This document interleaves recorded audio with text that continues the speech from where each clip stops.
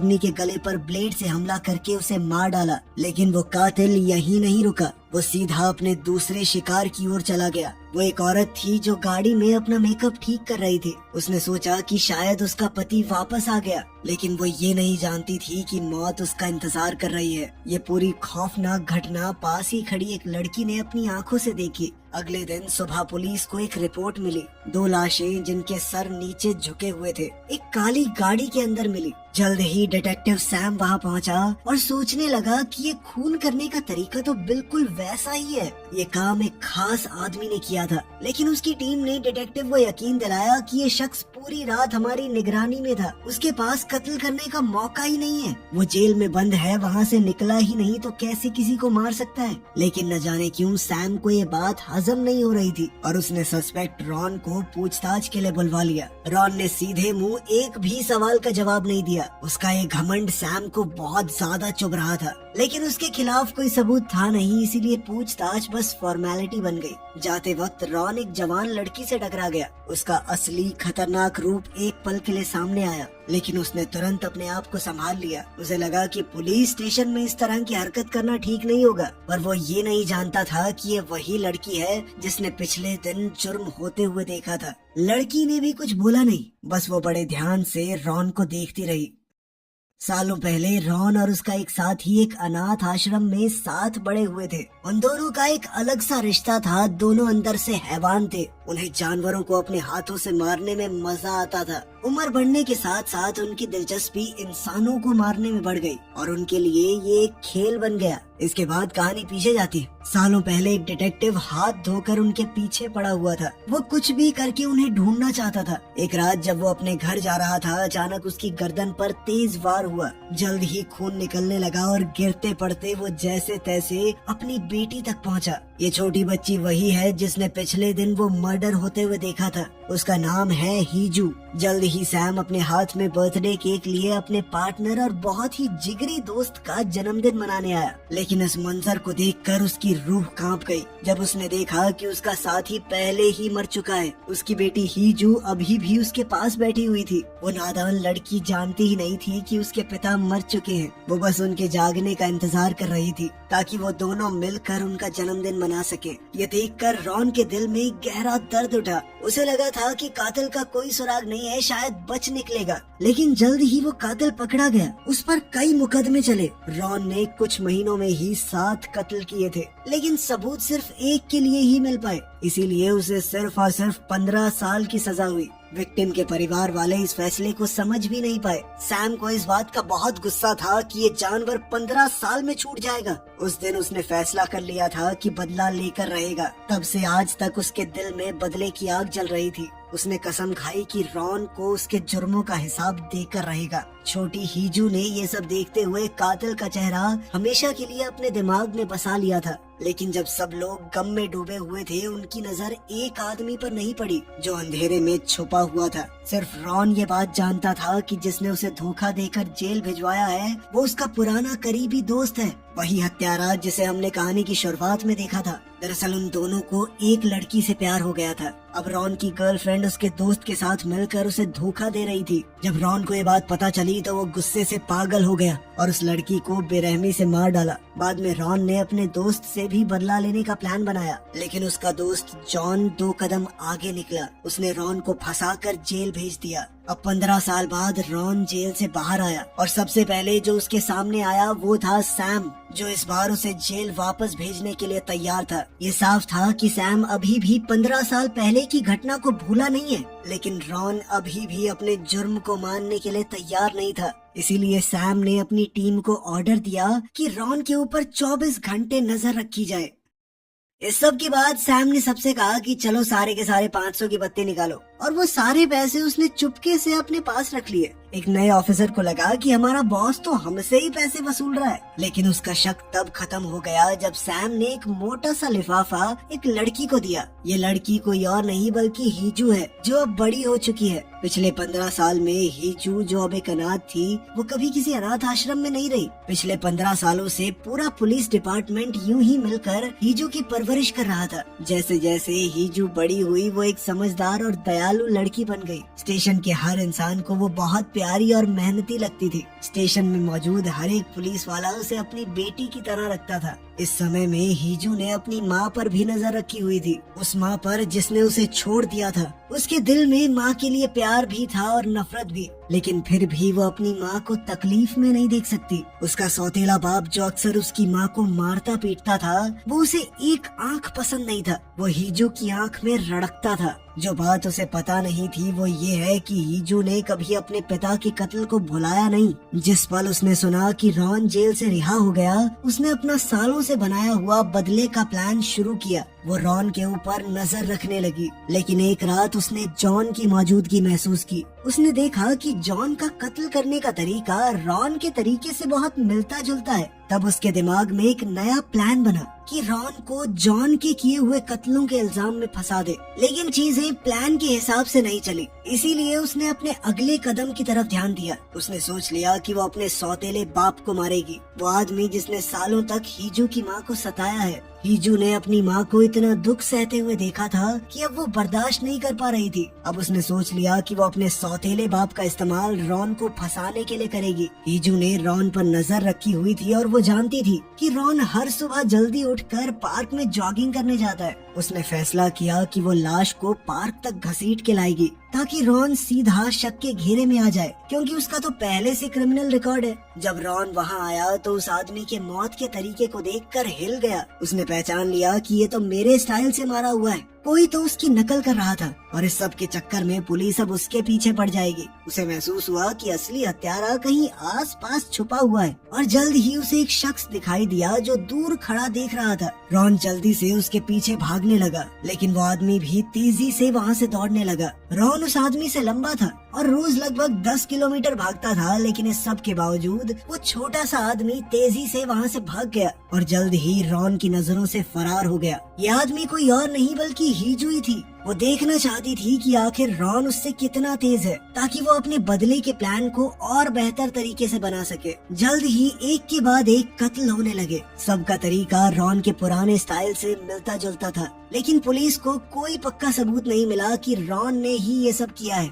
गुस्से से भरकर सैम ने रॉन का दोबारा सामना करने का फैसला किया। उसे वो एक रेस्टोरेंट में आराम से नूडल्स खाते हुए मिला। ये देखकर सैम का गुस्सा और बढ़ गया। गुस्से में सैम ने रॉन के बाउल में पूरा एक बर्तन मिर्ची का उड़ेल दिया, लेकिन रॉन ने बिल्कुल रिएक्ट नहीं किया। वो अब भी शांति से खाता रहा और खत्म करने के बाद उसने सैम से कहा कि इससे तेरा पार्टनर तो जिंदा नहीं हो जाएगा ना। कानून के पास उसे पकड़ने का कोई तरीका तो था नहीं, लेकिन रॉन का ये घमंड और जिद सैम के गुस्से को भड़काए जा रहे थे। सैम के दिमाग में एक बार तो आया कि इसे मार देता हूँ, कोई बात नहीं, जेल ही काट लूंगा, लेकिन ये इतना आसान नहीं था। बाद में अपने घर पर रॉन ने महसूस किया कोई आहिस्ता से दरवाजा खोल रहा है। उसने तुरंत अपना फोन बंद किया। अंदर घुसने वाला मेहमान कोई और नहीं बल्कि रॉन का पुराना दोस्त जॉन था। दोनों एक दूसरे की चालों से पूरी तरह वाकिफ थे, इसीलिए उन दोनों में एक खामोश सी लड़ाई शुरू हो गई। जॉन कुछ बोला नहीं क्योंकि उसे पता था कि उसके हर कदम पर रॉन की नजर होगी। जैसे ही वो दरवाजा खोलने लगा, रॉन ने वहाँ चाकू उड़ा दिया और जब जॉन ने दरवाजे को कान लगाने की कोशिश की तो रॉन ने तुरंत वो छुरा ऊपर गाड़ दिया। सालों जेल में रहने के बाद भी रॉन का निशाना बिल्कुल सटीक था। रॉन की इस हरकत से जॉन सोच में पड़ गया कि इससे सीधा लड़ना सही होगा या नहीं। लेकिन रॉन के लिए असली हैरानी की बात तो तब हुई जब एक और मेहमान वहाँ आ गया। ये कोई और नहीं बल्कि सैम था। रॉन को देखते ही सैम की आंखों में गुस्सा बढ़ गया। उसे शक था कि रॉन किसी नए जुर्म की प्लानिंग कर रहा है, लेकिन सैम को पता नहीं था कि कोई उस पर भी नजर रखे हुए है। दो आंखें जो छुरी की तरह तेज थी। जैसे ही सैम का ध्यान रॉन से हटा, उसे महसूस हुआ कि कुछ तो गड़बड़ है। सैम को महसूस हुआ कि उसके पीछे कोई है। वो तुरंत घूमकर रॉन के पीछे आ गया, लेकिन वहाँ कोई भी नहीं था। कुछ देर बाद हम हीजू को देखते हैं, जो अपनी माँ के घर के सामने वाली बिल्डिंग की छत पर बैठी थी, चुपचाप अपनी माँ को देखते हुए। लेकिन आज कुछ अलग था। उसकी माँ के घर पर बिल्कुल कोई भी हरकत नहीं थी। उसे महसूस हुआ कि कुछ तो गड़बड़ है। अब हीजू ने हिम्मत जुटाकर अपनी माँ के घर जाने का फैसला किया, लेकिन वहाँ पर उसे अपनी माँ की लाश मिली। वो अपने दूसरे पति की मौत के बाद से पूरी तरह टूट गई और इस दर्द में चल बसी। एक के बाद एक अपनों को मरता देखकर हीजू का दिल, जो कि पहले ही नफरत से भरा हुआ था, अब और गुस्से से भर गया। उसने अपने दिमाग में हर चीज का जिम्मेदार रॉन को माना, इसीलिए रॉन को सजा देना बहुत जरूरी था। लेकिन उस दूसरे हत्यारे जॉन का पता लगने के बाद हीजू के मन में अब शक पैदा हो गया था। जब हीजू ने रॉन के पुराने केसेस की फाइल्स देखी, तब उसे समझ आया कि कातिल सिर्फ एक नहीं था,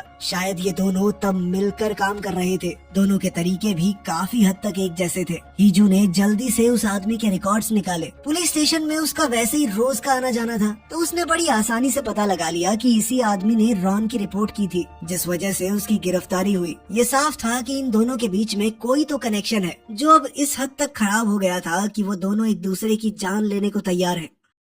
अब हीजू ने एक नया प्लान बनाया। वो एक पेट स्टोर में गई और एक बड़े खूंखार कुत्ते के लिए बनी लोहे की चेन खरीद लाई। फिर उसने एक ट्रक भर के खाली बियर की बोतल्स उस आदमी के घर भिजवा दी। रात को वो चुपचाप उसके वापस आने का इंतजार कर रही थी। जब आदमी घर लौट कर आया तो उसने देखा कि बिजली चली गई है। अंधेरे में कैंडल्स ढूंढते हुए अचानक उसके पाँव में कुछ नुकीला चुभ गया। नीचे देखा तो पूरे फर्श पर टूटे हुए शीशे के टुकड़े पड़े थे। जैसे ही लाइट झिलमिलाकर जलने लगी, उसने ऊपर देखा। हीजू वहीं खड़ी थी उसका इंतजार करते हुए। उसने पूछा, कौन है वहाँ? हीजू ने ग्लास के टुकड़ों के ढेर में हर जगह वायर्स लगा रखी थी, ताकि जरूरत पड़ने पर काम आ सके। अपने तेज दिमाग का इस्तेमाल करके उसने किलर को आसानी से पकड़ लिया। इसके बाद हीजू ने चुपचाप लाश उठाई और उसे पता था कि इसे कहाँ छुपाना है। रॉन के बेड पर। जब रॉन आराम करने के लिए लेटा तो उसे कुछ अजीब महसूस हुआ। जैसे ही उसने कंबल हटाया तो वो हैरान रह गया जब देखा कि बेड में एक लाश लिपटी हुई पड़ी थी,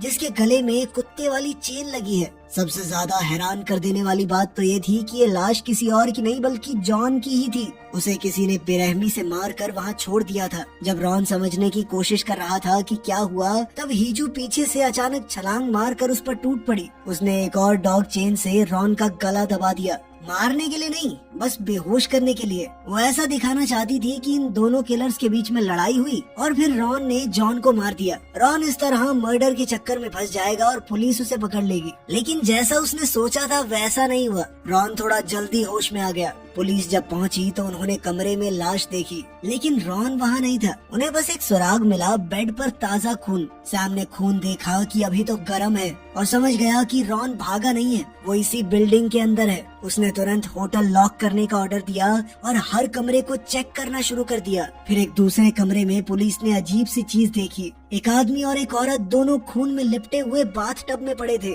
हैरानी की बात ये थी कि वो दोनों जिंदा थे। पुलिस ने तुरंत दोनों को हॉस्पिटल भेजा। जब नर्स होश में आई औरत से बात करने लगी तो उसके चेहरे पर डर साफ दिख रहा था। वो घबरा कर अपने आसपास देख रही थी, कुछ इशारा करने की कोशिश कर रही थी, लेकिन नर्स को लगा कि वो शॉक में है। उधर रॉन चुपचाप उसे धमका रहा था मुंह बंद रखने के लिए। इस चाल से रॉन को होटल से चुपके से निकलने का मौका मिल गया। साथ ही उसे दोबारा से निर्दोष लोगों को मारने का मौका भी मिल गया था।